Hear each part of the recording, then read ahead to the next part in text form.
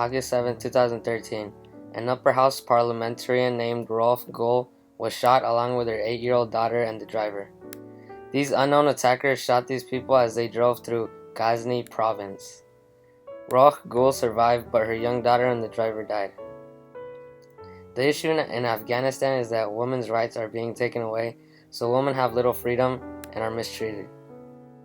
This violates Article 1 of the Universal Declaration of Human Rights, which states that we are all born free and equal, but women in Afghanistan have not been treated the same. Today, women's security and freedom is still at risk, and they have not acquired full equality. Women can't live a normal life because they are constantly in danger and their rank in society is very limited.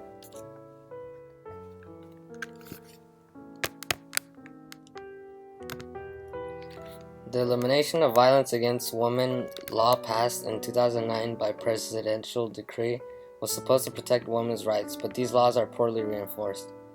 This law was an attempt to address the right that everyone should be treated the same, but people were just not willing to give women their deserved rights. Before the Taliban, women in Afghanistan were treated okay and were allowed to be in high-ranked positions in society.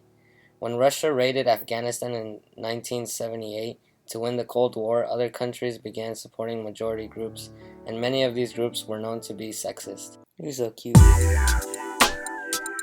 Slowly, the Taliban began gaining popularity around the 1990s. Since the Taliban promised people peace and stability, all those people who have always been wanting peace after all that chaos all began supporting the Taliban.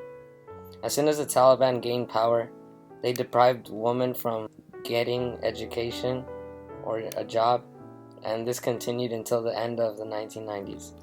When Al-Qaeda attacked the World Trade Center in 2001, everyone blamed Afghanistan, so George Bush decided they were going to fight Al-Qaeda and the Taliban in Afghanistan, and women were the symbol of the war. After the collapse of the Taliban in late 2001, Afghan women got more equality and made a lot of achievements, like once again being active in the political and social positions. This all came back thanks to the women's determination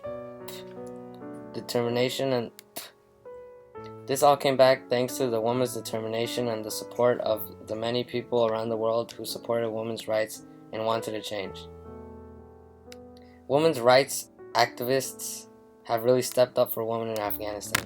The Afghan Women's Networks, aka AWN, got Muhammad Ashraf Gandhi, the president of Afghanistan, and Abdullah, an Afghan politician, to commit to recommendations to support women's rights. Kitty, you're so cute.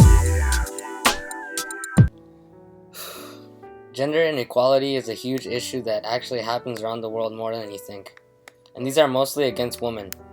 In Afghanistan, to put an end to gender inequality, I think they should reinforce human right number 1, which is that everyone is born equal and free.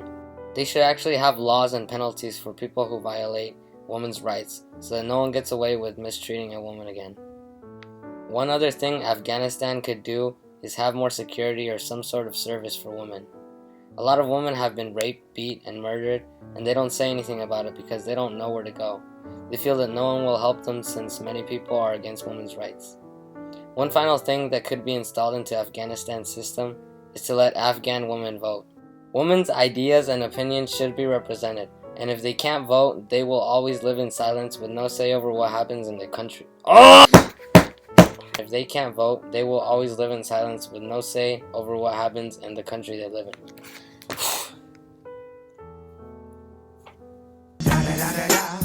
It's the one and only Digo Double G. Snoop Dogg. You know I'm mobbing with the D.